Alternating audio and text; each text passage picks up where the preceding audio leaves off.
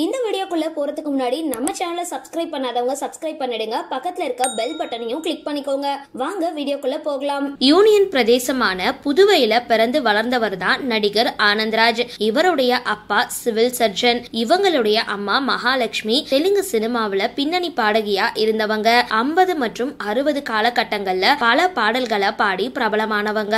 ஆனந்த்ராஜ் பள்ளி படிப்பை முடிச்ச அப்புறம் போலீஸ் ஆபீசர் ஆகணும் அப்படின்னு அவருடைய அப்பா ஆசைப்பட்டாலும் ஆனந்த்ராஜுக்கு இதுல துளியும் விருப்பம் கிடையாது. சினிமா மீதான ஆர்வம் காரணமா எம்ஜிஆர் அரசு திரைப்படம் மற்றும் தொலைக்காட்சி பயிற்சி நிறுவனத்துல சேர்ந்து சினிமா பத்தி படிச்சிருந்தாரு.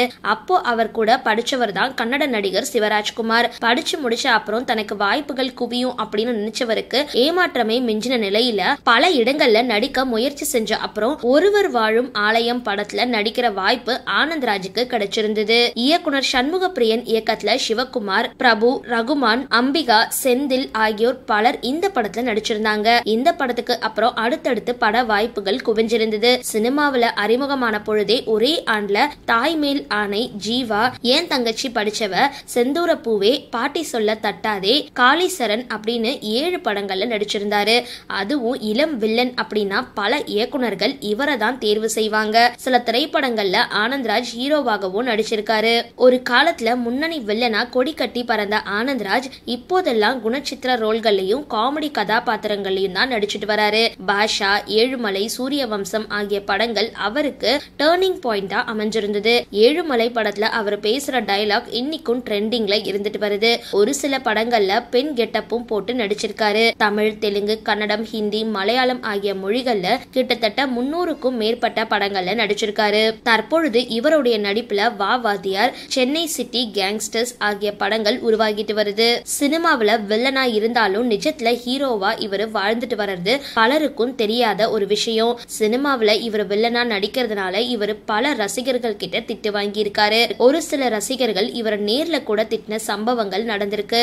அதே போல படத்துக்காக புகைப்பிடிக்கிறது, மது, மாது அப்படின்னு எல்லா கெட்ட பழக்கங்களுக்கு இருப்பது போல ரொம்பவே நேர்த்தியா நடிப்பாரு. ஆனா நிஜ வாழ்க்கையில எந்த கெட்ட பழக்கமும் இவருக்கு கிடையாதா. இது குறித்து ஆனந்த்ராஜ் சமீபத்துல சொல்லும் போது, ஏராளமான படங்கள்ல மோசமான ரோல்கள்ல நான் நடிச்சிருக்கேன். ஆனா நிஜ வாழ்க்கையில சிகரெட், சரக்கு அப்படின்னு எந்த கெட்ட பழக்கமும் கிடையாது. அப்படி எந்த கெட்ட பழக்கமும் எனக்கு இல்லாததுனாலதான் இன்னைக்கு வரைக்கும் ஆரோக்கியமா இருக்கேன் அப்படின்னு சொல்லியிருக்காரு. மேலும் ஆனந்த்ராஜ் பலருக்கும் உதவிகள் செய்யறத வழக்கமா வச்சிருக்காரு. இதுக்கு முன்னதா நம்பியாரும் சினிமாவில எல்லா விதமான ரோல்கள்லயும் நடிச்சிருப்பாரு. வில்லனா அவர் நடிக்காத மோசமான காட்சிகளே கிடையாது. ஆனா நிஜ வாழ்க்கையில நம்பியாருக்கு எந்த கெட்ட பழக்கமும் கிடையாது. தீவிர ஐயப்ப பக்தரும் கூட. இப்படி சினிமாவில வில்லனா நடிச்சு நிஜ வாழ்க்கையில ஹீரோவா வாழ்ந்த நடிகர்கள் தமிழ் சினிமாவுக்கு கிடைச்ச பொக்கிஷம் அப்படின்னே சொல்லலாம். சரி, இந்த வீடியோ பத்தின உங்களோட கருத்துக்களை கீழே கமெண்ட் பாக்ஸ்ல போஸ்ட் பண்ணுங்க.